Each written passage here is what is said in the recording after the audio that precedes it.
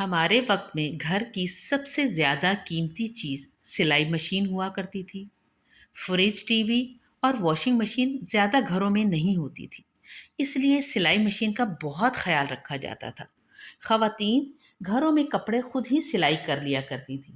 Tailor کے پاس جانے کا اتنا رواج نہیں تھا، اور یقین مانیے یہ سلائی مشین اتنی قیمتی ہوا کرتی تھی کہ جب کہیں ہم دعوت پر جاتے، کسی رشتہ دار کے گھر جاتے تو اس سلائی مشین کو محلے والوں کے گھر رکھوا دیا کرتے تھے تاکہ کوئی چور اچکا اسے لے نہ اڑے۔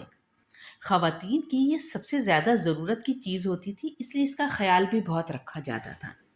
ہمارے پاس ایک سنگر مشین ہوا کرتی تھی جو کالے رنگ کی ہوتی تھی۔ وہ یقین مانے اتنے فائدہ مند تھی اور اس کی کوالٹی اتنی اچھی تھی کہ میں آپ کو بتا نہیں سکتی۔ آج کل تو ان چیزوں کی وہ کوالٹی رہی نہیں۔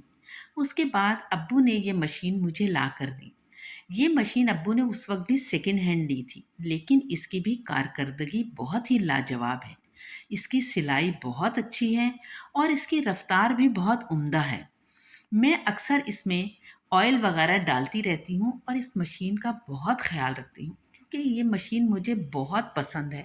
آپ سمجھیے کہ اس مشین سے مجھے عشق ہے۔ گھر کے چھوٹے موٹے سلائی کے کام میں اسی پر کر لیتی ہوں۔ بیڈ شیٹ کے کنارے موڑنے ہوں، دوپٹوں کو ہیم کرنا ہو، میں اسی پر یہ اپنے کام کرتی ہوں۔ میرا خیال ہے یہ ہر گھر کی ضرورت ہے۔ آج کل خواتین اس کو رکھنا زیادہ ضروری نہیں سمجھتی۔ چھوٹے سے کام کے لیے بھی وہ ٹیلر کے پاس چلی جاتی ہیں، لیکن بھائی میں تو اپنی مشین کا بہت خیال رکھتی ہوں۔ کبھی اس کی موٹر کو صاف کرتی ہوں، کبھی اس میں مشین میں آئل ڈالتی ہوں، اس کی صفائی ستھرائی کرتی ہوں۔ اس کا باکس جو ہے وہ میں اکثر دھوتی رہتی ہوں تاکہ وہ صاف ستھرا رہے۔